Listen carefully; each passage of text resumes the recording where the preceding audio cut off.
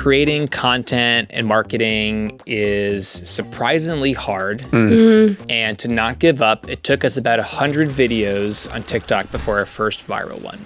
This is Garrett Rothstein, co-founder and chief executive officer of Q. Upset people love to comment. It's not really the happiest, most content people who comment and say, Yay! I agree, or, oh, good job, you did this thing. It's people that get triggered. And there's no easier group of people to trigger than the internet. Yeah.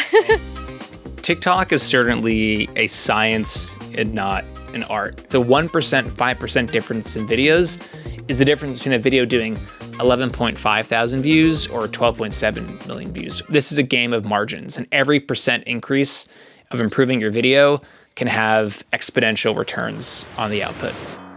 How do you manage that mentally? I feel like oftentimes if I have a day where I'm on my phone a lot, I don't feel good. I think I probably don't, which is why most founders are crazy people. A lot of us are crazy. Yeah.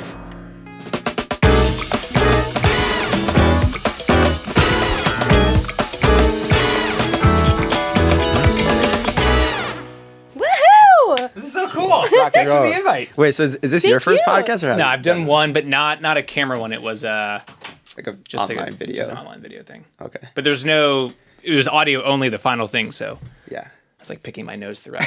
Just kidding, I wasn't doing that. But I had the option to. You can do that here too if you want. Hey, I think we're all friends. We're all friends. We're all friends. Okay, so I guess basically for context, let's maybe rewind. The way we know Garrett, the way we met you was, I think we actually connected because of my newsletter. Correct. Do you remember that? I do remember. I do remember. Okay, so for those that don't know, Playkit was originally a newsletter, which essentially I would just break down content strategies of viral UI or viral apps that were blowing up via TikTok. And yeah, I don't know if maybe you DM'd me on Twitter or what it was, but fast forward, we ended up working together. We did a campaign for you. It was actually like one of our first campaigns ever. And so we were a little nervous but excited. And yeah, we got our best creator, Anna. Shout out to Anna. She absolutely crushed the campaign. You essentially had already like figured out some formats that worked. Our job was just to replicate it and see if we could also make it work. And I believe it worked. It did. It definitely worked. We had a viral format for one of our features that were doing great. And I said, how can I 5x, 10x, 100x our output? I gave you the blueprint, and then many millions of views later, it was a successful campaign for sure. That was crazy. I don't think before that I had ever seen a video with that many views. And like, I don't know, it was so crazy. It was when Playkit was so young that I was like, oh, like not only was it so exciting for our like client relationship, but just Playkit in general. I'm like, oh, this is like a real thing that truly impacts businesses. Isn't all it takes is one video. It was so exciting. Yeah, I remember too. I don't know if we ever told you this, but the way we actually did that first like campaign with Anna is me and Julia recorded the demo portions of the video. I think I was visiting San Diego, and so we were like, okay, let's really get this right. So we went to my Airbnb. Like an hour. Yeah, Julia was like holding the phone like right over my head while I had the phone in my hands, and I was scrolling, and like we were like trying to like time stuff right so that we were scrolling two phones at the same time, and yeah, and then we just sent it to Anna. She absolutely killed it with like the hook aspect, and yeah, did it end up doing like 300-ish downloads in like a week? Do you remember the numbers?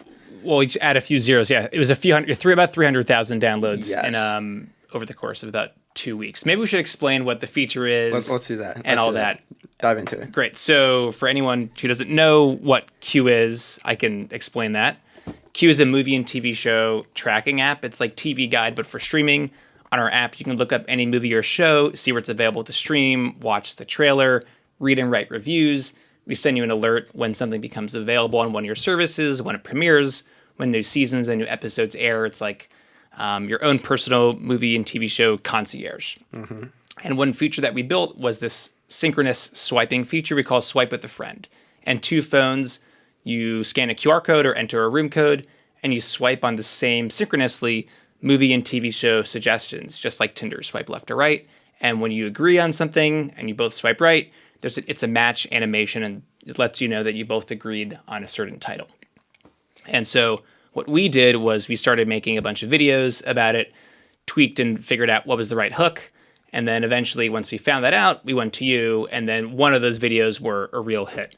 And it's all about, for us, it was about iterating literally hundreds of times until we figured out what was that exact format. But we can dive into the nitty gritty of all that. Yeah, I'm so curious, just really quick. Did you guys make that swiping feature because you thought it would go viral on TikTok, or did that just kind of happen to be? No, we were thinking about how can we literally engineer virality. Yeah. And we built that feature exclusively. Well, yeah, we want to have a great experience for our users, but we built it with TikTok in mind. We did that a few other times previously, but this was the home run of all the shots on goal that we took there. So yes, swiping was built with this exact intention of going viral. So smart, so smart. Well, with that, I want to play our game that we play with all of our guests. Okay. Where take out your phone, if you use Instagram, TikTok, whatever one you use most, and let's look on your Explore page or your For You page and see what Garrett is actually like. I feel like it's the modern day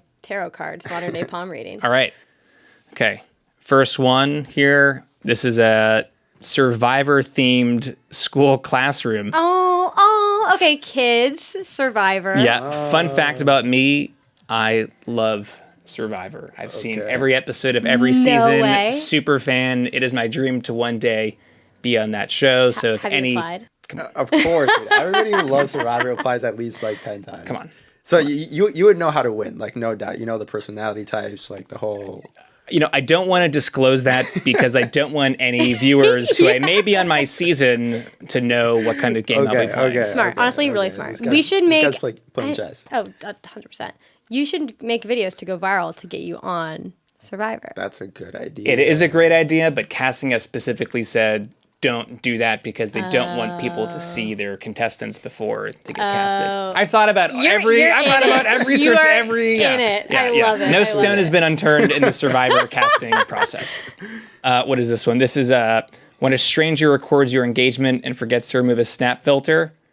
I think there's some kind of meme. So he gets a Pinocchio nose. Also, a fun fact: I used to work at Snapchat, so maybe there's some really something there.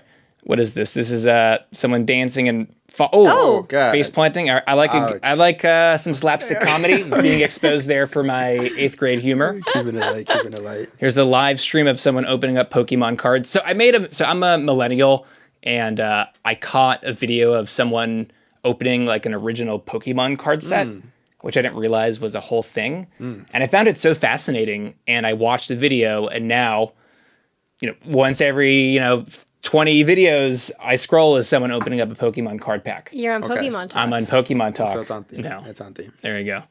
And I don't know. This is a restaurant, some restaurant meme TikTok. I love to cook, so that's probably where that's coming from. I love it. Hopefully that's a good window into who I am. No, I love it. I think it makes sense. Would you agree with the algorithm that it represented you pretty well? I would. I will say I scroll so much now that I'm noticing I'm getting a lot of not viral videos. So I'm seeing a lot of videos that have 1,000 likes, 2,000 likes, a few hundred likes. I think because I spend so much time on TikTok, it's like, all right, let's see if this guy likes it or not before I start pushing it. Rabbit. Yeah, so you're not seeing. You didn't see a lot of the mega viral things because I've kind of already seen a lot of them because I scroll too much. That makes sense. Hey, it's part of the job. It's part of the job. There you go. I love it. Okay. So I know you wanted to do this really cool segment. So for those listening, Garrett, the way I also found him and the reason I was super fascinated with everything that he was doing is he takes a really cool scientific approach to going viral. I'm talking like big ass Google spreadsheets, bunch of columns. He's tracking every single metric, everything from engagement rate to the actual hooks being used, and he's got it down to a T. I'm very curious, like, where did all of that come from? And, like, how did you go about just, like, organizing this whole scientific formula for everything? Yeah, so TikTok is certainly a science and not an art. I think back to MrBeast actually being an inspiration for some of the styles that we do, and they do a ton of A/B tests around thumbnails, their opening, there are a million different iterations of every video before they land on the final version that stays on the YouTube channel forever. And for us, I had a lot of conviction around this swiping feature. I said, I know this can go viral. I've seen similar things take off. How can we make sure that we do it? And so I posted a video of the swiping, and it did a few hundred views. And I was like, damn, like, we really, this isn't going to go viral. This isn't going to work. And so I made another video, still didn't work. And I thought, okay, I need to be tracking everything that we're doing. And so I made a captions matrix where I took, in this Google sheet, a bunch of different opening hooks, a bunch of different second lines, a bunch of different third lines, and finally a bunch of call to actions or end frame captions. And what we did was we put together every permutation of hook with second line, with third line, with call to action, until we eventually found the version that would take off and worked. Wow. And then we're tracking every single video with all the standard engagement metrics. So likes, view through rate, comments, saves, and shares, which is the most important one, until we figured out, okay, we have the sauce of what makes these videos go viral. So I can actually show you two very similar videos, that one that absolutely flopped and one that I believe was our first ever Swipe with Friends hit. That is so interesting. Yeah, I think a lot of people often are like, I just have to post a ton. And I'm like, yeah, you do have to post a lot because you have to learn a lot, and they miss the learning piece. But it is taking so much analytical time to actually get to that viral moment. Yeah, And definitely. A little fun fact too before we get into that. I don't know if I ever told you this, Garrett, but I don't know if you actually posted like the link to like the matrix that you made on Twitter, or if it was just a screenshot. But I was so fascinated by it that when we started Playkit, that was actually what we also used to track. Yeah. I love that. performance of I the didn't know video. that. Yeah, That's and amazing. We hired a VA to like actually watch every single video. Every day she would update the numbers. And it ended up being super, super helpful. So thank you for paving the way. Yeah, My pleasure. seriously, Yeah, super cool. seriously. So this first video here, and I'll describe this for those of us who are listening. Cool. It's two phones next to each other with a stack of movie and shows that they'll be swiping left and right on. The caption is POV, swiping with my bestie to decide what to watch. In the background, it's on a dining room table with two candles in the background. And so they're swiping at a slightly accelerated speed. It's one long cut. The caption changes to the app is called Q. There's a match on a movie that's Goosebumps, and then it cuts to the television showing a clip of Goosebumps on Hulu playing. Okay. The video is about 9 seconds long, and this did 545 views on TikTok. Okay. And then a few days later, I posted this same video, or this video rather, which is 11 seconds long. The caption is POV, you and your BF can never decide what to watch. So already there, let's compare the two captions.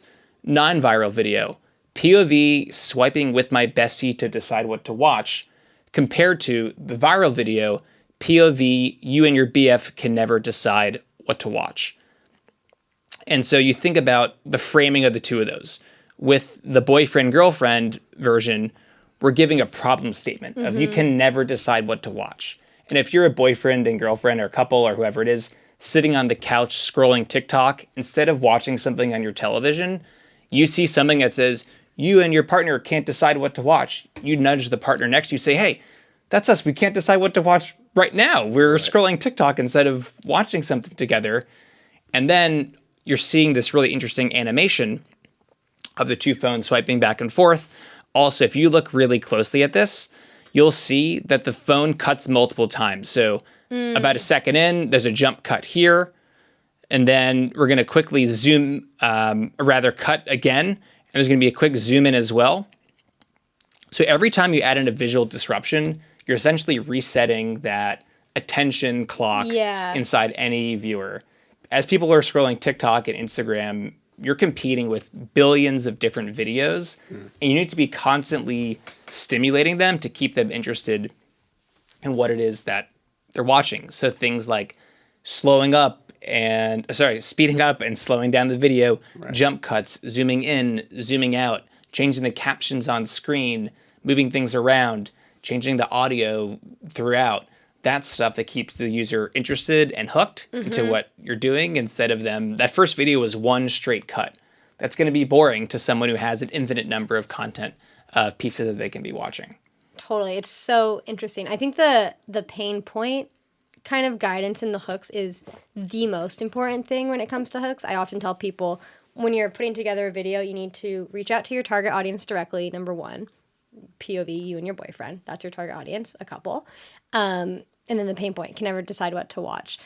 If you think about how your videos are often greeting people, I often come back to, okay, when I'm scrolling on TikTok or when my friends are scrolling on TikTok or Instagram or whatever, you're often like alone, maybe like sitting on the couch, sitting on the bed, you're like slumped. Like you're not feeling good. Like TikTok, you're not like, oh, this feels so good. I'm like having a dance party on TikTok right now. Like you're Nobody's usually on TikTok if they're super happy. Exactly. And excited. Yeah. Exactly. And so you're reaching out to people and you're telling them this is exactly for you, this piece of media, and that is what will take them out of that slump, and is what gets them to leave the app ultimately, and then download an app, and then maybe even come back and leave a great comment about the app experience itself. Yeah, I think a lot of the best videos and a lot of the best hooks, when a viewer sees them, they say, wow, this video was made for me. Yes. I feel like this video is speaking specifically to me and who I am.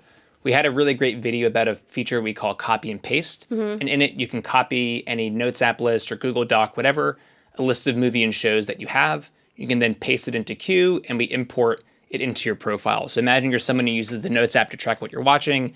We can very quickly translate that into your Q profile. And so we made a video, and it's something like POV. You're still using the Notes app to keep track of the movies and shows that you're watching. And the top comment on that was someone that said, wow, I thought I was the only person that did this. And it had something like 10,000 likes on it. So that person and their 10,000 like army are saying, hey, I didn't realize that other people other than me also do that. So figuring out how to connect individually with the user and giving these niche statements, or that at least feel niche, are a great way to reach a lot of people and get that engagement, have people actually complete and save that video. I love it. Totally. Or are there any categories of like humans that, or like archetypes that you know are just going to work time and time again? Like, sounds like relationships or couples, super strong. People that maybe are alone that have all their notes like on a Notes app and need some way to transfer it and make it easier to like collect all the information of the movies. Like that's one. Any other ones that like are just like on the nail, you know, they're reliable? I think anything that helps makes people's lives easier or saves money typically is going to do really well. When you're scrolling TikTok, you said that people are often unhappy or they're bored or they're lazy or whatever it is. Anything that you can do to make someone's life more convenient or easier or better is going to take off. But regarding that first comment about couples, I think couple stuff is always going to work. If you look at the Instagram and TikTok algorithms, the number one thing that it optimizes for are shares. And who is going to share stuff with a partner if it's a partner specific product that's being pushed. And so you'll always see successful TikToks and Instagrams around couple specific products pretty much forever, because people will always be sharing it with their partner. And when we made the swipe with friend feature, I never thought it was going to be a relationship thing. I thought it was just for indecisive people or people who don't know what to watch or people who are on the couch. And after we iterated our hooks a bunch of times and we said, oh, this is an app, this is a feature for couples, we optimize everything around that romantic relationship experience. And we never again posted about you and your bestie, or you can't decide at a sleepover, or you're sitting on the couch and you're indecisive. It was always you and your partner, you and your boyfriend, you and your girlfriend, you and your husband, you and your wife, whatever. It was always around that, and that works, has a much higher hit rate than not. That's so interesting. I've never thought about it like that with like, of course, these people are actually sharing it with the person in the relationship. That is so interesting. I'm very curious. In your iteration process, do you have kind of like a model or anything that you follow when you are iterating? Obviously, you started with this big batch of hooks and you learn based off of how those videos perform. Is there anything that you do very specifically as you're iterating to get closer to that viral moment? There are some very specific things that we do, particularly around our swiping feature, and that is what movies and shows we're swiping left and swiping right on. So we figured out what are niche things that we can do to either, dare I say, upset or trigger people, because we all know upset people love to comment. It's not really the happiest, most content people who comment and say, yay, I agree, or, oh, good job, you did this thing. It's people that get triggered. And there's no easier group of people to trigger than the internet. Yeah. And so we find ourselves swiping left on super popular titles. And if you look at a bunch of our swiping videos, we do a quick zoom in, zoom out randomly throughout. And so what we'll do now is when we do the zoom in, we'll make that when we swipe left on a popular title that we know is going to piss people off. And so one of our most recent videos that is at, I think, 12 million views, which is the swiping video, we zoom in and we swipe left on cars, which I found through some other videos the internet really likes, especially men on the internet. And so we have lots of guys commenting on our videos saying, bro, you got a dumper. She swiped left on cars. And that pisses people off. Same thing with a lot of the Spider-Man movies. We always swipe left on Spider-Man. How could you swipe left on Spider-Man? Totally. And then another one is we'll have the caption say, POV, you and your BF can't decide what movie to watch. Then we'll have people match on a TV show. And they say, that's not even a movie. Like, that's a show. And that actually would happen in one of the videos that you made for us. You matched right on Shameless. And there was literally a comment with 10,000 likes, 10,000 plus likes on it that said, Shameless isn't even a movie. How can you call it that? It's like, thanks for the comment. Like, thanks for the like. Wow. And so little things like that tend to really work. And the ironic thing is that when I'm filming these videos, it's a tripod with my filming phone, one of my demo phones, and my main phone. So they're like, dude, like, what kind of girl are you with who does that? And I'm like, actually, the whole thing is me. I'm swiping left on it and I'm recording it. So people are like, dude, like we had one where we matched on The Greatest Showman, that actually our most recent video.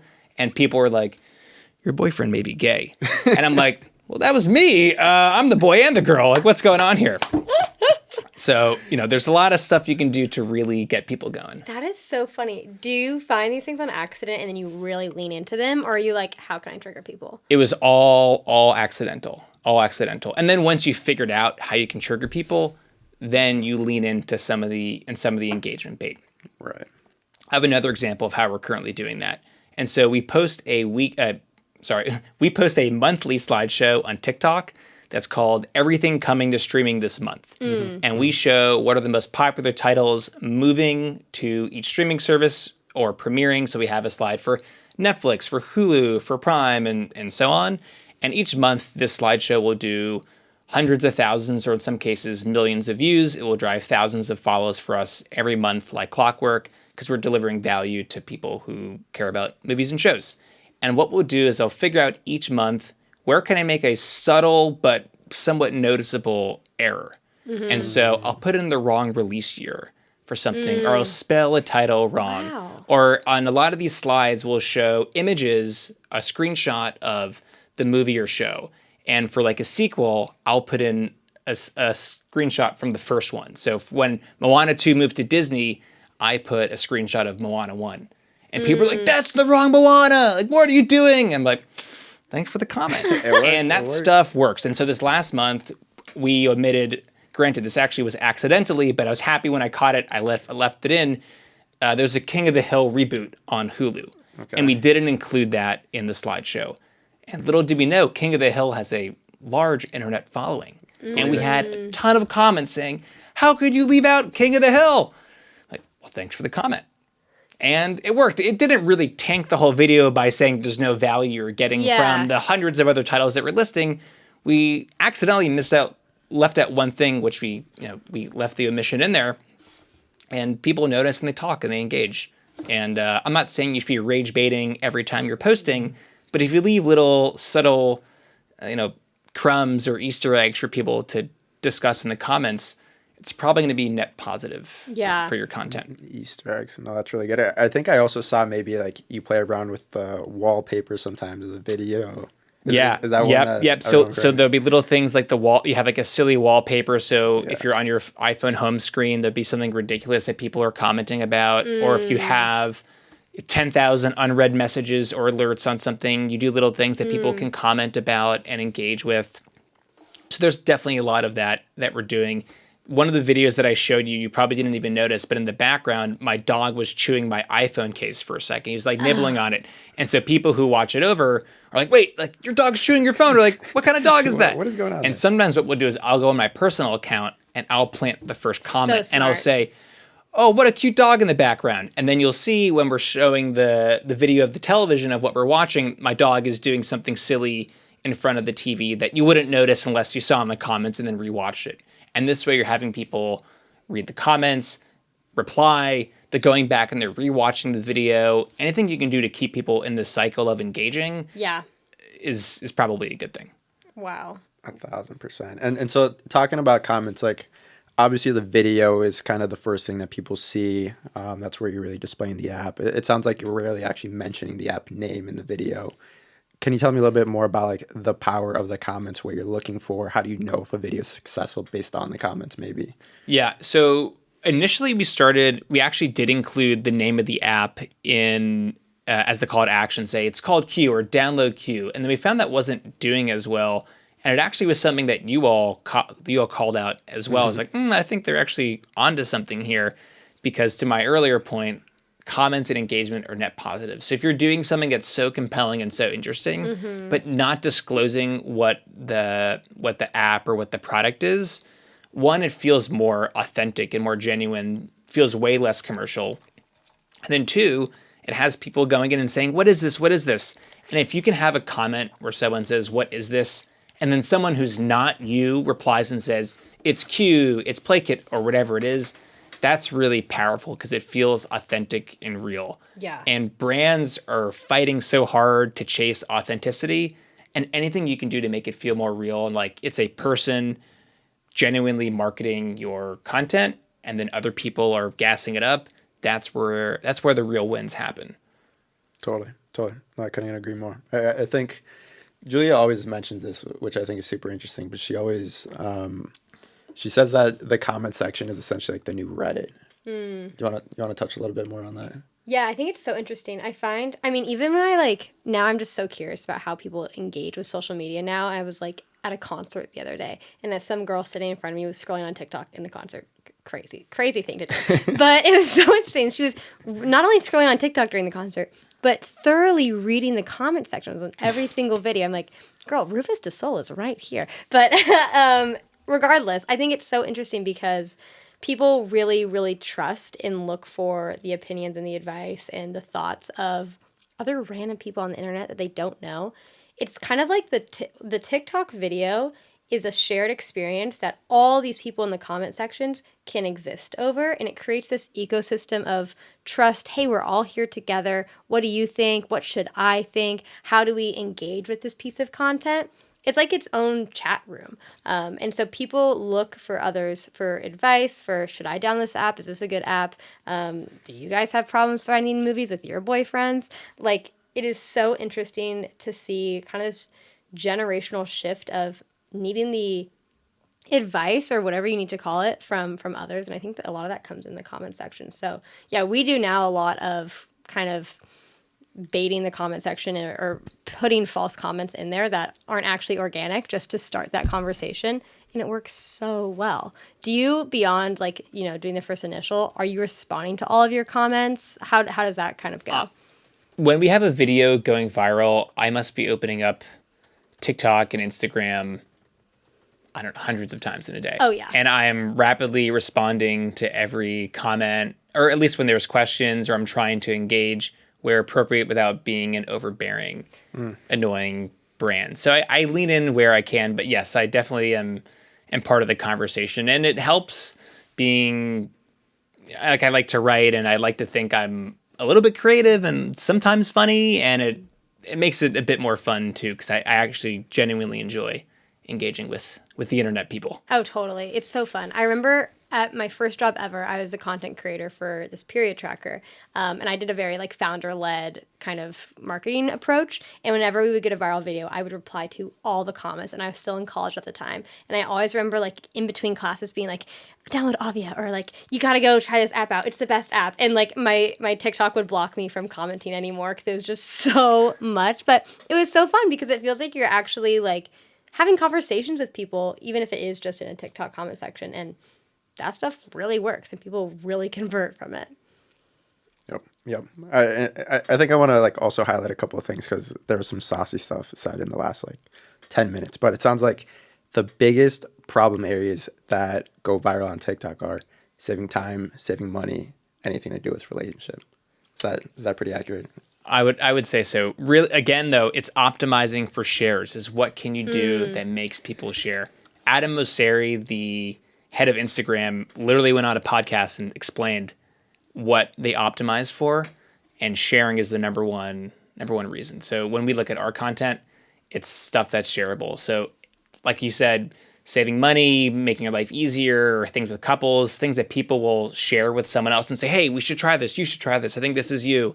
That's what's gonna work. 1,000%. Okay, I think that's super key because I think a lot of people they underestimate, like when they're trying to think of a new product idea, things to solve.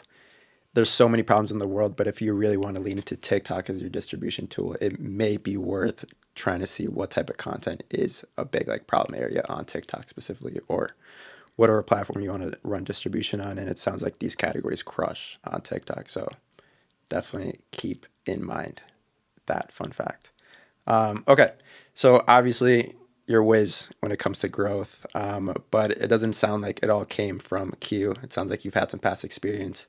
Bird, Snapchat. Do you want to talk a little bit about how that kind of got you here and any big learnings / takeaways from that? Yeah, for sure. I joined Snapchat in 2015 when the company was about 180 people. And it was a true startup. It was in the hyper growth stage. Snapchat was a really hot company.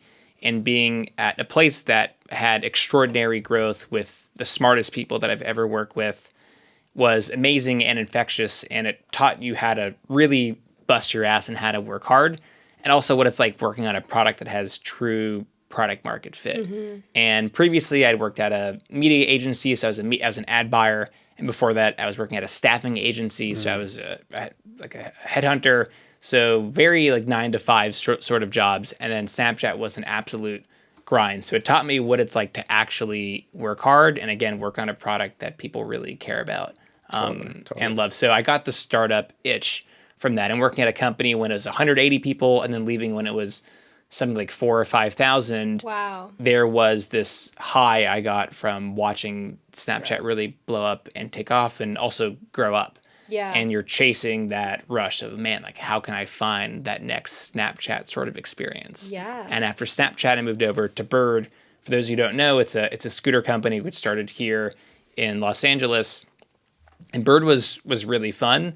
It's tough because it was a physical product. Snapchat, you can download on your phone, explain it to people. But Bird was essentially like a last mile solution. So people would scan the QR code on the scooter, on this electric standing scooter, and they would typically scoot anywhere from half a mile to 2 miles to wherever it is that they wanted to go. And I was working on all of our college expansion programs. So working with universities, local municipalities on getting Birds onto their college campuses. And we also would work with students to be our ambassadors.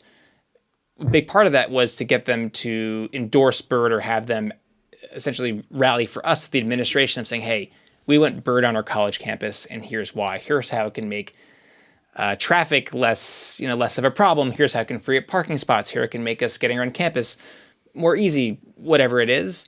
And it's a very different sort of problem you're trying to solve when it's transportation and there's physical goods. And it was a really wonderful experience, and also joined around a similar stage at Snap in terms of physical people at the company. It was growing super fast, but there's a lot of problems you have when you're working at a company where people can get hurt using your product. And there's also physical limitations of you can use Snapchat anywhere in the world. You can use Q anywhere in the world. But for Bird to work, you have to physically be with one and need to go somewhere at the time and be comfortable enough to stand on a scooter and scoot around. If you're someone who's never been on a bike or, a little risk adverse, you may not want to do it. So there's a lot of nuances with that, but it was fun. I don't know how closely you follow the markets or followed Bird. It went public, didn't go so great. I'm not even sure if they're still publicly listed, but was fun to be part of that whole journey, and I would do it again a million times over. Yeah. And then from Bird, I went to a company called Quibi, which was a short-form streaming service, mobile only, launched in 2020, right as COVID hit.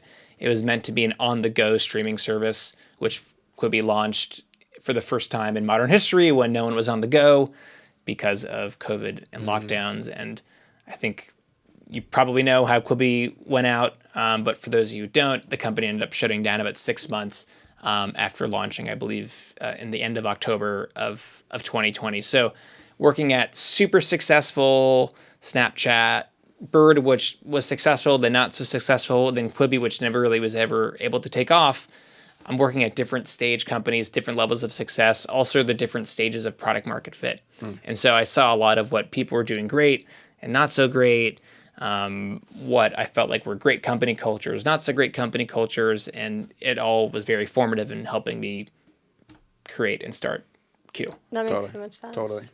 An interesting thing I'm kind of also noticing here from the past companies, a lot of the target audience for those products were Gen Z, millennials, definitely like the younger mind. Was there anything that you learned from like a psychological perspective, right, about that target audience that either surprised you, that you kind of like carry with you like to Q and any other future endeavors that maybe did change how you view, right? How do you speak to this audience? Yeah.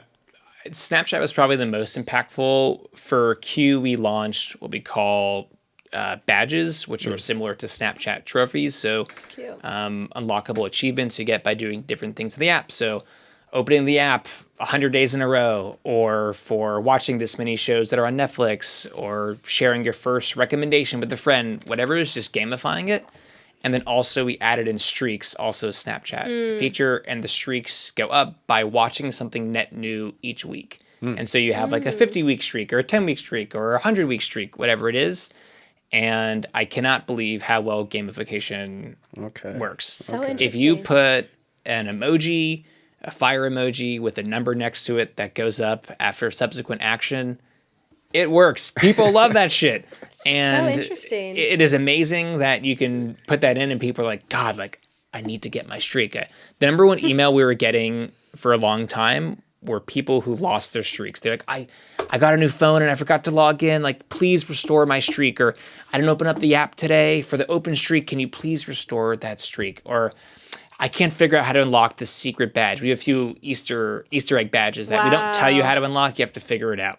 And if you go to our Reddit subreddit or go to any of our TikToks or Instagrams, people are commenting, I can't figure out the last Easter egg. How can I get it? And gamification, it just works. Wow. And you can apply that to almost anything. It's pretty amazing to watch it in practice. That is crazy. It's all psychology. It's like it's like a reward system. I was a psychology major, so it's like so interesting to see it actually in reality, where people are addicted to getting the dopamine hit of just something as little as a streak, and at the same time being afraid of that streak going away. I'm sure there's so many other creative ways that we could push that all into an app to get people to stay forever. Totally. And I will say, we didn't make it with like nefarious intent of how can we keep people locked into Q. I genuinely care about my streak. I'm always checking like, oh my God, like I need to watch a movie this week, which is fun. And it's not like we have you watch a new movie every day. But there's something fun about having this objective and goal of watching something net new each week. As someone who loves movies and shows, it's a great way to improve your taste and grow your knowledge library. It's a fun incentive that internally we enjoy, and a lot of our users seem to do too. So interesting. It's like a personality badge. It's like, yes, I have a long streak on Q or on Duolingo or whatever. That means that I love watching movies. That means that I'm learning a new language. I don't know. It's so interesting how people attach like a physical thing to their self and to their emotions. Totally. Something I'm always super curious about is founders who are also doing marketing. I think that fits your description exactly well. I'm very curious, like, my first question is, like, how do you manage those two roles? Because you really are doing two full-time jobs. Yeah. Like, what is that process like? How does your day-to-day look? And then any advice you give to somebody who is also maybe in, like, the same boat? Yeah. What I try and do is I'll set blocks of time throughout the week, and I say, okay, this is my filming hour. This is my filming afternoon. Because it's so easy to say, okay, I'll just do it later. I'll do it tomorrow. And I will say, content is a grind. People make fun of content creators, be like, oh, like you're just an influencer. Oh, you're just a creator. It is really fucking hard. Dude, no doubt. Sitting down and editing and filming content 1000%. Is an absolute drain. No doubt. Especially something that's repetitive. Like what I often do is I make essentially the same video 20 times Yeah. and hope that one of them goes viral. And I'll tell you, usually a few of them do. And the payoff is totally worth it. But sitting down as a founder and CEO who has lots of things to do and spending an afternoon swiping and editing every fine detail, making sure that I'm pinched in the exact zoom on the right video, feels like it can be very draining. But then when I see it does 10 million, 12 million views, and I see the downloads and the revenue charts, like, actually, maybe it was a pretty good use of time. Yeah. And so being able to separate, okay, this is my filming time, this is what I'm going to grind, is something that I think all founders should be really very deliberate with their time. Totally. But especially for content creation, because you need to be in a certain mindset. If you half-ass it, it's going to be a zero. Totally. It's not like other things that you can do, like, I can do this busy work, whatever. You have to be all in or all out. Yeah. And so dialing in is the most important thing to keep in mind when you're filming. That was so interesting. Do you think that every founder should have some sort of experience with marketing or growth, or at least try to make it like a part of their day to truly understand the whole process? Or do you think it's totally fine to delegate that to somebody else, whether it's your co-founder or hiring it out externally from the start? I think if you're a small startup, I think it's helpful for all founders to understand. I think about a 2 or 3 person team. There's like the marketing founder. There's a CTO or a designer. I think it's super important for the technical people to also understand. Because like I said earlier, we're building features for virality. And this swiping feature and our other TikTok-led features have led to literally millions of downloads for Q for very little marketing and advertising cost, almost none. And to have an engineering or design partner who understands that they're building features not just for people who are using their app or their product, but also for the marketing, helps bring everything together. So when we were building our features, we made sure that everyone on the team knew, hey, we're building it not just for the specific UI UX inside of Q, but for the internet to understand. And that's why we're choosing this set of colors, because we know that pops better for an over-the-shoulder shot. Right. That's why we're not showing the streaming service icons or synopsis, because we want to make the movie poster as big as possible to optimize for that over-the-shoulder shot or screen recording. So yeah, having everyone in the loop of how marketing works and why it's important. I don't think that your CTO needs to be making a day in the life vlog video, but I think they certainly need to understand how they're making features that are going to pop off on the internet. No, that totally makes sense. I mean, it sounds like at the core, at the base, everything is stemming from virality. And so they probably should have an idea, right, of what is going viral on TikTok, even if they're not on TikTok all day, but they should just understand those like small nuances. So that's sweet. No, I'm totally aligned. We at Playkit actually just like implemented a rule with our internal team where it's a requirement for everybody to build their own personal brand on TikTok, like on their personal profile. And so everybody's posting at least once a day. It can be anything. It can be a day in the life. It can be about working at Playkit. But I think the thesis is like, if you are going to work in a marketing company, like you probably should be online a lot, but at least just understand, right, what is trending, what is happening, because that's the best way to get the ideas and just stay relevant.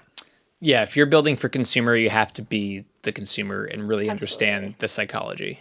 Yeah. How do you kind of balance I know you said you scroll a lot to the point where maybe you're past all the viral videos on your For You page. How do you manage that mentally? I feel like oftentimes if I have a day where I'm on my phone a lot, I don't feel good. Like, how do you kind of manage that on the like mental, emotional side? I think I probably don't, which is why most founders are crazy people. A lot of us are crazy. Yeah, I feel like sometimes I'm losing my mind, but I think... But it's working. Yeah, you don't see a lot of super sane Zen founders, I think. There's a reason why we do what we do, and it's because we love the game. We do it for the love of the game. Yeah, absolutely. That's so funny. Okay, so I'm also curious, though, too. Like, I think... The growth to tactile advice, I think it's very useful, but I think half of the battle too is maybe like the work-life balance. I'm curious, like just off of Julia's question too, what does your day-to-day maybe look like? How are you balancing? I heard you just had a new child, so congrats as well. Thank you. It sounds like your day's already busy. It's even more busy now. Yeah. What's the game plan? How are you going to stay sane and make sure you just don't go batshit crazy? Yeah, I think a lot of it starts from mental and physical health. And so about a year and a half ago, I stopped drinking all alcohol, all recreational drugs. And I found that's been a big level up for my mental clarity. I drink a lot. The only thing I drink is water and green tea. I don't have any soda. I don't have any of that stuff. I try my best to exercise. Sometimes I'll exercise even like during the work day, where I'll say, okay, like I know I have an open block from 10 to 11. I'm going to run to the gym real quick, which is around the corner from where I live, come back and get back to work. And then having a family also adds in a whole other aspect of it. But that's also why sometimes I'm working late or I work really early and you just kind of figure it out. And working from home in a small startup, we have the flexibility to do that. But I'd say really all of it comes from making sure that you physically and mentally are well. So staying hydrated, exercising, eating well does way more wonders than you could ever expect. And so I think that's kind of it. Then also having very intentional personal time where say, okay, like tonight's date night. Yeah. Or like this is going to be the weekend where I'm not doing any work emails unless it's an emergency. Or like I'm going to be very, like I said, intentional with the evening.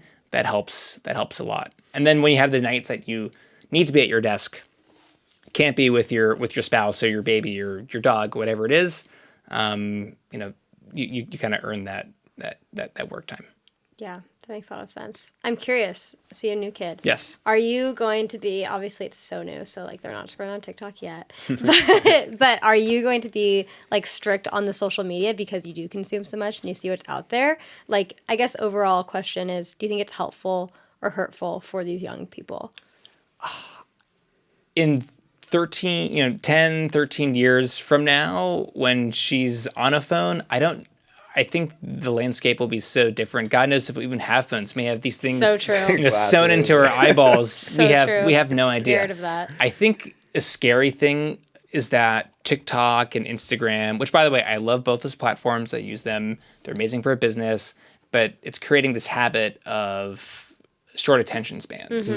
And these videos, you need to capture people's attention in the first half a second, or they scroll on looking for something that gives them that better dopamine hit.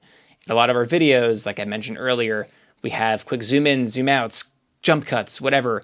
And that's because we want to keep that ADD person hooked to our video and keeping their attention peaked. And it's probably not a good thing for like an 8-year-old to be scrolling and experiencing. So I don't know. I honestly don't know. It's a scary thought. Yeah. Right now, I'm just thinking about her saying dad for the first time. Yeah. I'm trying not to harp too much on what our phone policy is going to be at home. But we try and be mindful where if the baby's awake, I'm not on my phone next to her. I don't want her to be seeing me scrolling TikTok. Totally. We only do that when she's not in the room with us or looking away. So we don't have the TV on. We want her to explore the world and not our phones. Totally. I came to this realization a couple months ago, but social media is a really powerful tool if you use it and leverage it correctly, right? Like I think it's really easy to just use it as a form of entertainment, but the way you're using it is very tactical. It's for your business, right? It's a distribution tool. Any advice to the younger audience who maybe is already online and they want to make a career out of it? How does like somebody get started in content creation? You've been doing it for years now. What is like the best way, do you think, for a college student to really get into this space? Yeah. If I was a 21-year-old in college who wanted to get hired by brands to do stuff, I would spend some time studying and seeing what are the patterns that you're seeing in viral videos, in brand ambassadors. What is it that they're doing well, and can I replicate it? And then what I would do is I would find a few apps or even physical products that I like, and I would make a few videos about them and see if I can get them to take off, or not even take off, just have them look good. And I'd send them to the brand and I'd say, hey, I made this video about your app. It did 1,000, 10,000, 100,000 views. Or even if I don't post it, you see that it looks good.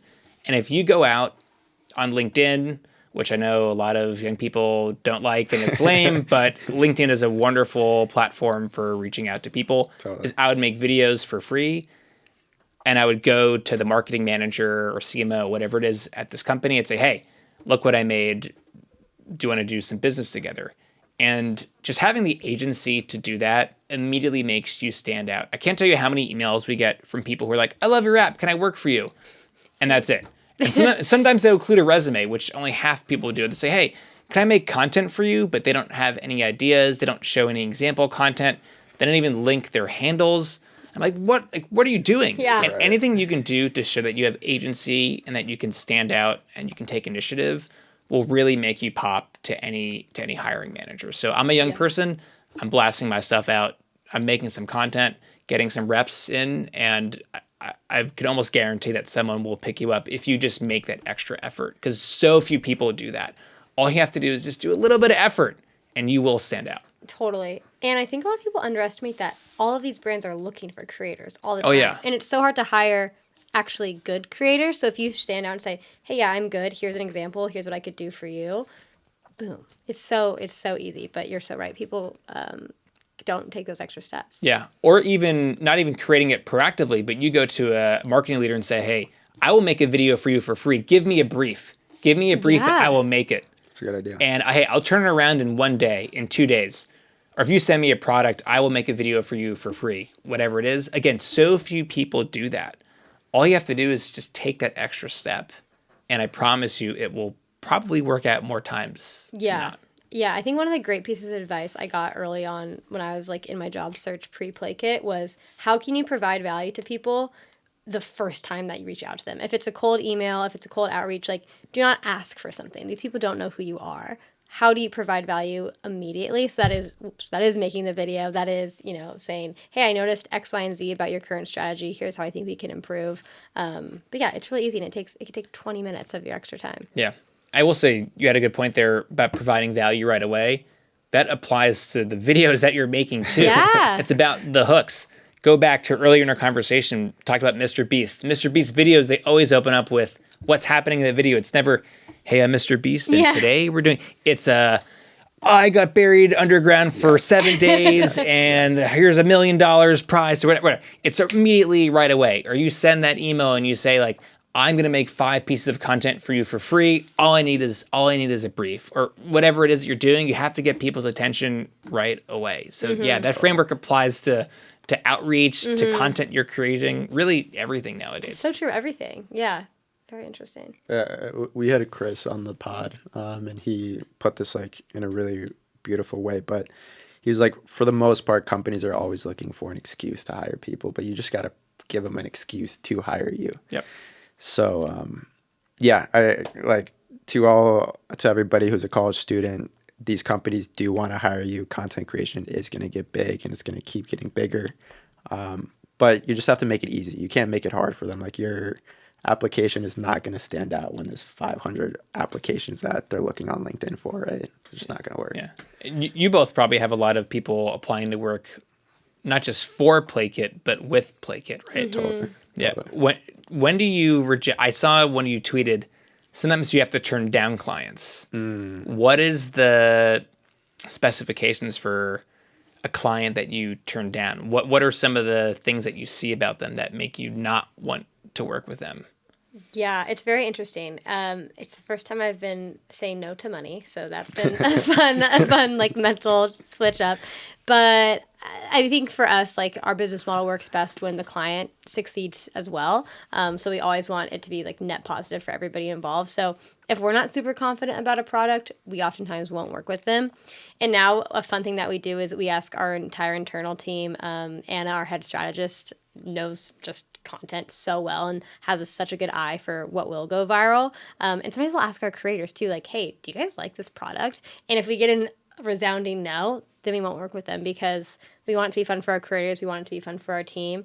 And TikTok is very easy to make things go viral, but not everything. Like, I'm not going to sell like a B2B AI something. Like, that's just not what we're here to do. So it's typically things like that we just don't have a lot of conviction over. So boring stuff. Boring stuff. Basically. I mean, like, our whole business model is advertising on TikTok. So the first question is, do we think this will be successful on TikTok? If the answer is no, then the conversation ends right there. Even if we think it is a really cool idea, there just needs to be an audience for it on TikTok. Can you give an unnamed example of of a company or type of company that you've rejected? Yeah, I'm trying to think. I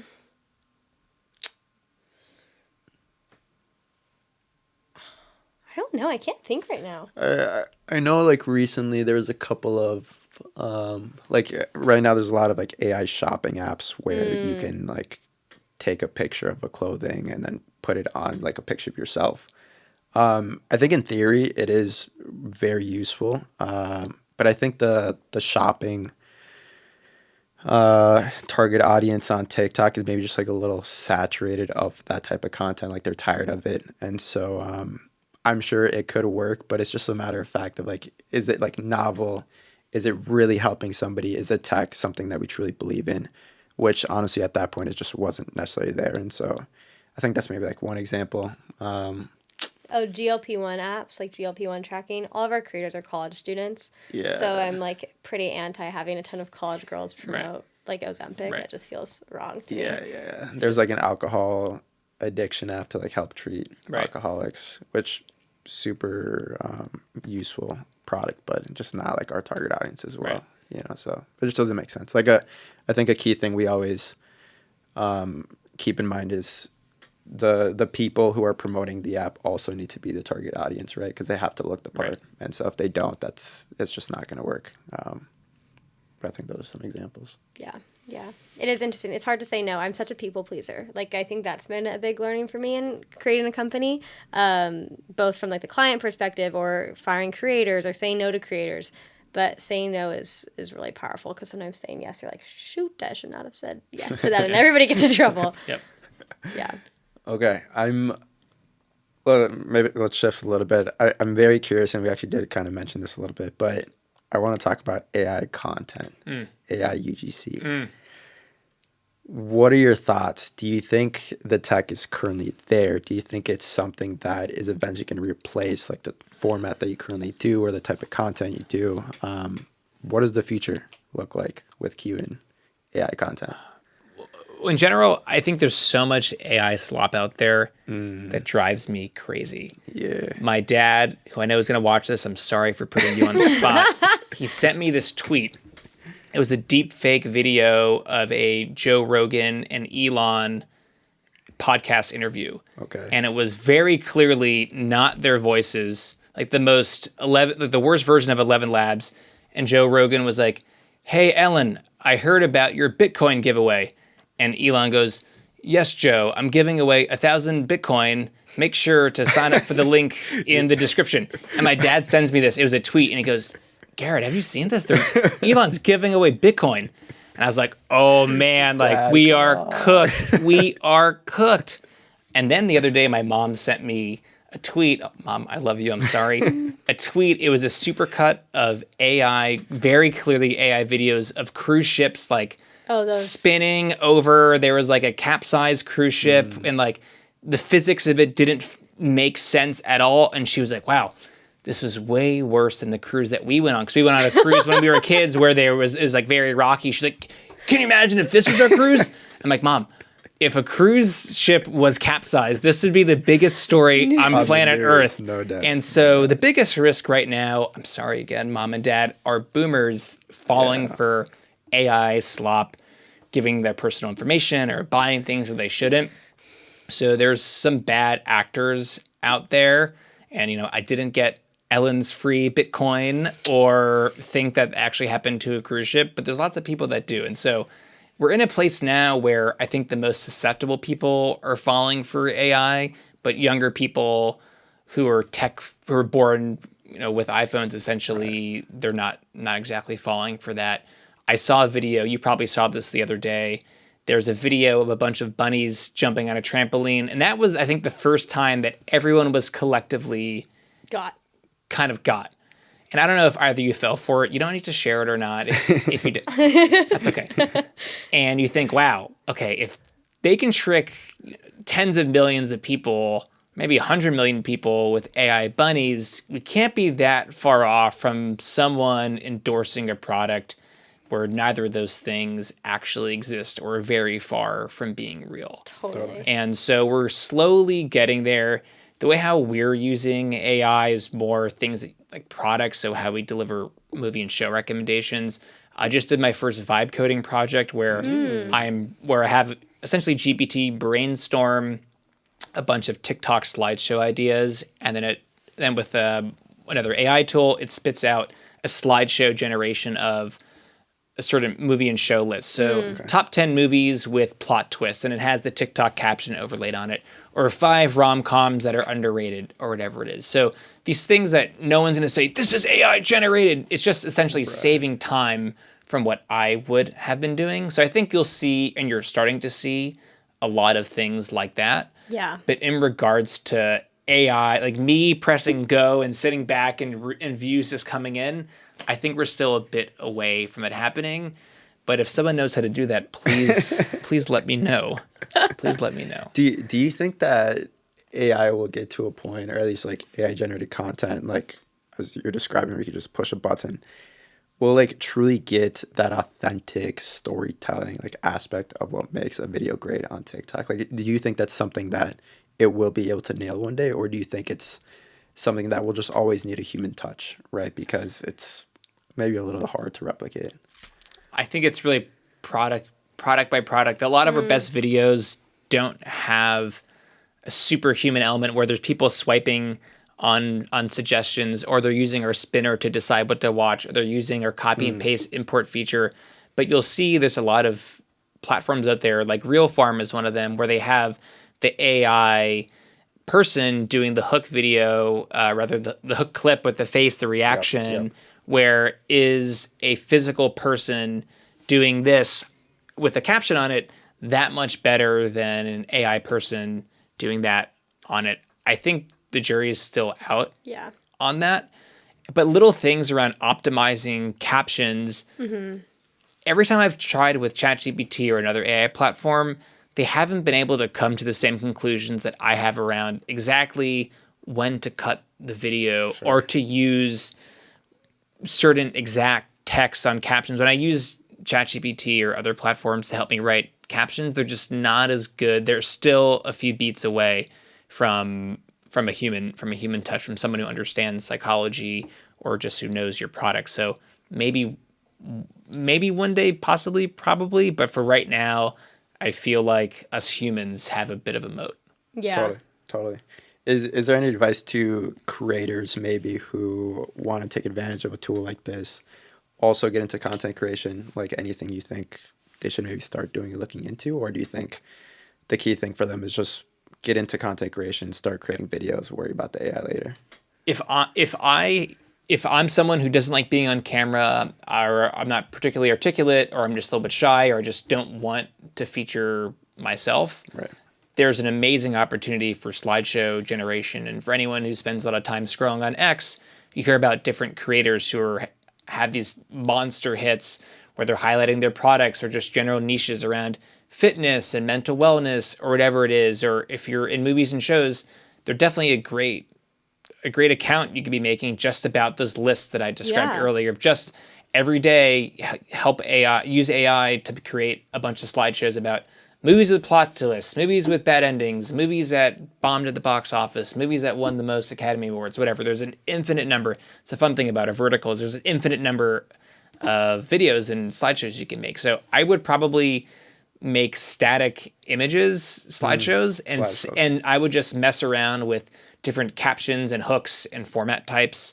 of what you're featuring, what the images look like, the written caption, the description rather, and also the audio on it, and see if I can get anything to stick. Because if you can get a video to go viral once, you can probably get another video to go viral. And then once you have that unlock of, oh, this is what was the common theme in my 2 viral videos, then you can really replicate it and start pumping them out. So just understanding the difference between an okay video or okay slideshow and a viral slideshow, that's going to unlock a ton of opportunities for you. Yeah. When you're making those slideshows, are you doing AI image generation? Where are you doing those? So for the slideshows where we talk about what's coming to streaming each month, originally we were making it in Canva ourselves, but now I have a VA offshore who compiles the list, because it's hard to do it programmatically. So they compile the list, and then they also put them into the individual slides. So that's hard to do with an AI template right now. Yeah.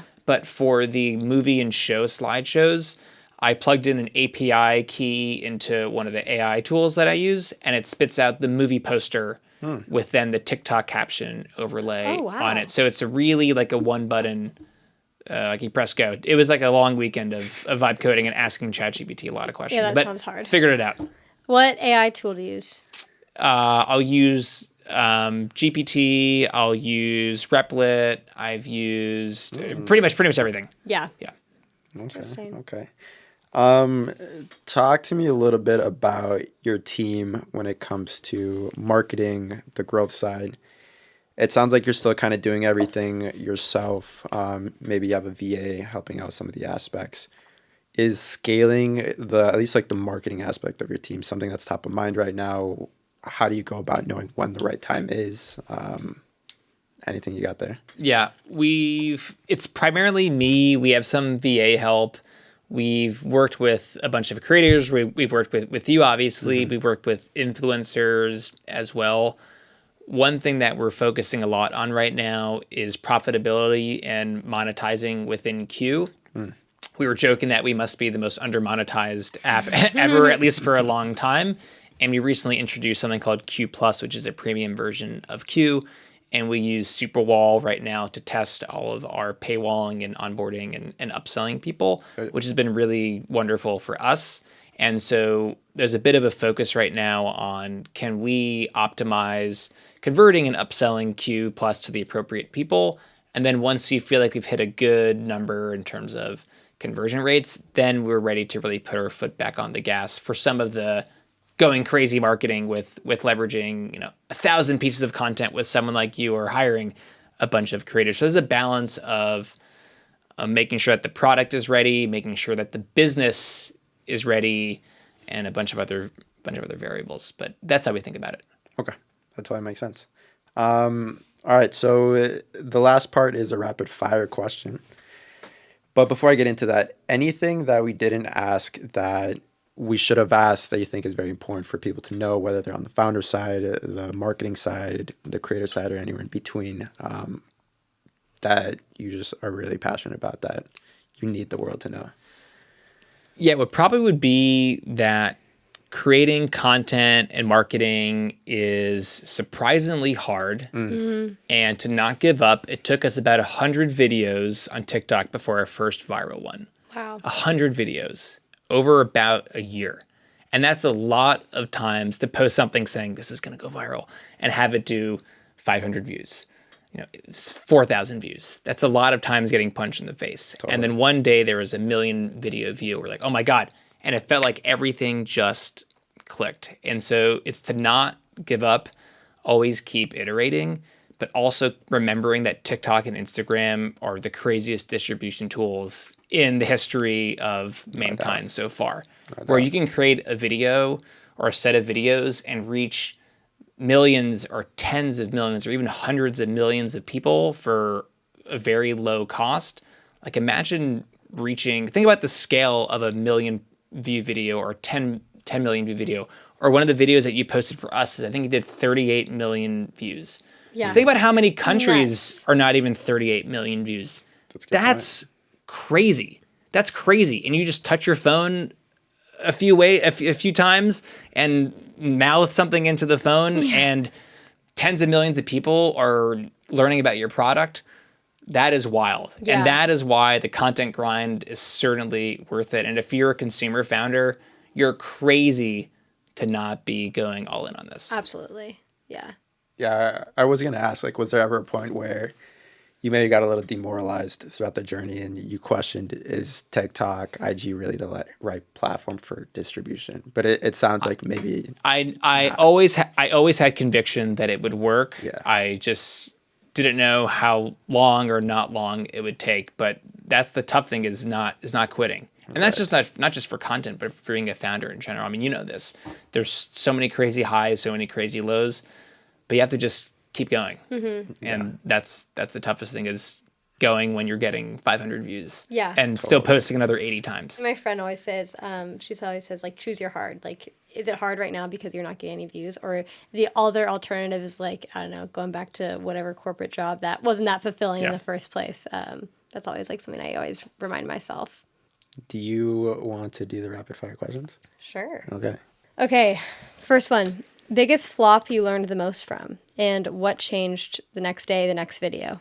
Biggest flop Yeah. would probably be the swiping video where we spent 2 weeks, the entire team dedicated to building a feature, and then the first video did 500, 300 views. Yeah, like, oh my God, I just spent 100 hours of manpower on a zero. But we had to just keep going. And then 10 videos later, 500,000 views, and we said, all right, we have the formula. Yeah. I love it. Definitely takes some perseverance for sure. Yeah. Some grit. You had a really strong conviction that would go viral. I knew it would go viral. Okay. We knew.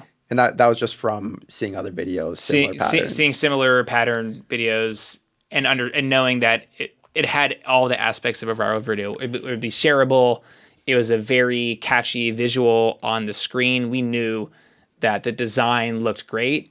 And if we can get the right message in front of the right people, we had all the conviction in the world that it would take off. We had to just figure out what that precise messaging was. And it only took 10 videos. Only took 10 videos. Yeah, that's pretty fast. The first 9 sucked. Yeah. It was very depressing. Very depressing 9 times. But that's learning. That's how you learn. Of course. That's how you learn. Okay, next one. What is one, I think you kind of already touched on this, but one consumer psych idea that you rely on when crafting hooks, like mental space for your consumers? Yeah. Is this better than the last video that I watched? Because as you're scrolling, a bar is being set. There's billions of videos on these platforms that you're competing with. Is there something in the opening second that makes someone say, I got to see what's happening here? Because they may have just had a dopamine hit on their last video, and you got to keep that high going. Yeah. Otherwise, they're going to scroll fast. It's not like television where there's only X number of channels. People can swipe up in half a second and be on to the next thing. Do I have their attention in the opening 1 second? And is it more interesting than the last thing that they saw? That's really interesting. That's a great way to think about it. It's really good. I love that. All right. So, Garrett, it sounds like you have 2 videos, specifically Instagram. We touched on TikTok videos. Now we got some Instagram videos. And essentially, we're going to go through a couple differences of why one video went viral and why the other did not. Yeah, so this example I'm going to show you is the same exact video, same video asset that we posted twice. One time it had 11.5 thousand views, which isn't bad. And then the next time we posted it had 12.7 million views. And the only thing that changed was the written description at the bottom of the video. So I will show you both, and I'll also describe for our listening viewers what happens in it. So here we have a video reaction, face reaction. Oh my God, my BF and I used this to agree on a movie in 3 minutes. And then it cuts to 2 people swiping with their viral swiping feature. It zooms in, it zooms out, and then it matches on The Greatest Showman. The first video, the description is movie night hack for couples. Hashtag couple, hashtag movie night, hashtag what to watch. 11.5 thousand views. Okay. The next version with 12.7 million views. Send this to your boyfriend or girlfriend who can never decide what to watch. Okay. Wow. That's the only difference. And that video did 12.7 million views. And you're like, wait, how is that possible? But that first one just is like, hey, we're a nice thing for you to do. The second video, the call out was send this to your boyfriend or girlfriend who can never decide what to watch. There's almost like a little personal zing in there when you send it to your significant other. It's like, hey, honey, you're really difficult to decide what to watch with. So it's this fun, playful banter. And also just telling people what to do works surprisingly well and very often. Where we'll have in a video, it's like, we'll have a description of what was your favorite movie you watched this week? And people go crazy telling us just because you asked. And if you don't tell people what to do or give them those breadcrumbs or lead them to take an action, they're not going to do it. So something as simple as saying, send this to your indecisive partner can make a video do literally 100 times 100 times better, 1,000 times better. That is so interesting. Do you find in your product as well, you have specific copy that is telling your users what to do as well? Probably not as well as our TikToks, honestly. Also, the great thing about TikTok and Instagram is you can just make new videos pretty much instantly. You can post the same thing over and over and just change the captions. It's a little bit more difficult to implement A/B tests into software, but yeah, we kind of know what we're doing with the language inside of our app. Yeah, for sure. What are other like direct call to actions that you use in your TikTok copy, caption copy, Instagram copy? Sometimes we'll have polls and surveys inside of our reels, specifically around the swiping, and we'll say who is more indecisive in the relationship, him, her, or both of us, or neither of us. We're both super, easy to decide. And just again asking people a question, and all I have to do is just tap, him, her, both of us, none of us. People engage with that. So we'll have videos that have tens of thousands of votes on them because we're just asking people a question, and all they need to do is tap one button to vote. And that stuff works. So simple prompting like that. And that also is kind of cheeky where it's like you have to acknowledge I'm bad at watching, or like my partner's really bad at watching. There's something fun and a little bit of like a, teasing about it. I love it. Yeah. It's almost like, it reminds me of very much like meme culture, right? Mm-hmm. That's essentially the action of meme culture is you see something that makes you think of somebody else, you send it to them automatically. Yeah. And usually the caption is like very similar to what you have there. It sounds like that touches on like the theme of shareability, right? You want this to be something that people instantly think of another person and they send it to them. I'm curious, it sounds like the captions of videos, pretty underrated surface that maybe a lot of people overlook.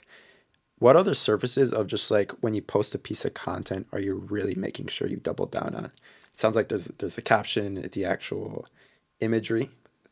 Yep. A couple more. Yep. I would say that opening 1 second is the most important. And what is that opening visual? And what is that opening text? And you need to try every permutation. If you're doing the classic face reaction with caption, there are a bunch of elements. So for example, we had a bunch of videos not do so well where I thought the face reaction looked good and the caption was great, but the video, the person has their phone on a tripod versus moving around and they're being like, oh my God, like this is like that is way better than putting on a tripod and going like that. It's boring. And because there's that visual movement and any kind of disruption or things you can do to make the video more interesting. And so we find when we instruct our creators to do stuff, it's always have the phone moving, don't put it on a tripod because that fluid movement keeps people engaged. And that stuff and little things like that work. The 1%, 5% difference in videos is the difference between a video doing 11.5 thousand views or 12.7 million views or whatever it is. This is a game of margins, and every percent increase of improving your video can have exponential returns on the output. 1,000%. So just to reiterate, it sounds like the surfaces are the caption of the post in the actual video itself. You're playing with the text that's on screen and then the imagery. And making sure that they all hook the user within the first 1 to 3 seconds. Exactly. And you may have 3 of the 4 of those correct, but if you're missing the last one, it's not going to work. So you need to be trying every permutation. If you have conviction, you have to keep going until you find the winning format because it's out there. Most products have a winning viral video. You just have to iterate enough to get there. Do you have the perseverance and the patience to get to it? Yeah. Totally. Okay, day in the life. What do you do differently now? Sleep, workouts, scrolling habits to protect your creativity. Yeah. I go for a walk every morning. It's the first thing I do when I wake up is I go for a walk.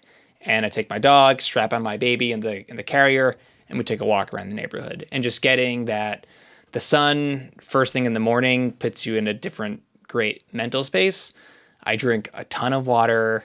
Don't drink alcohol, don't do drugs, try my best to sleep, and also do things that you enjoy, even if they're not like the healthiest things. Like I love playing video games. I play Call of Duty every Saturday morning. I play for a few hours with my one set of friends.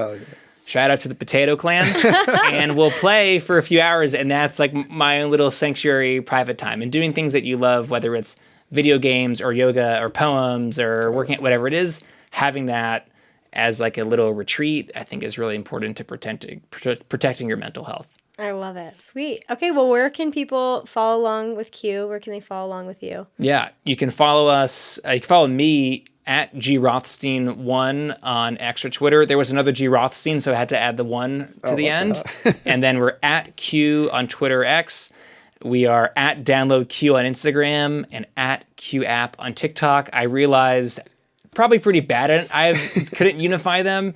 But hey, I tried my best. None of them were available on all three, so choose your battles. Choose your battles. Yeah, follow along though. Whatever next product feature you're coming out with, I'm sure is going to be a viral one that people could replicate. So we have some cool stuff coming up. So stay tuned. I'm excited. Awesome. Well, thanks for coming. Thanks for having me.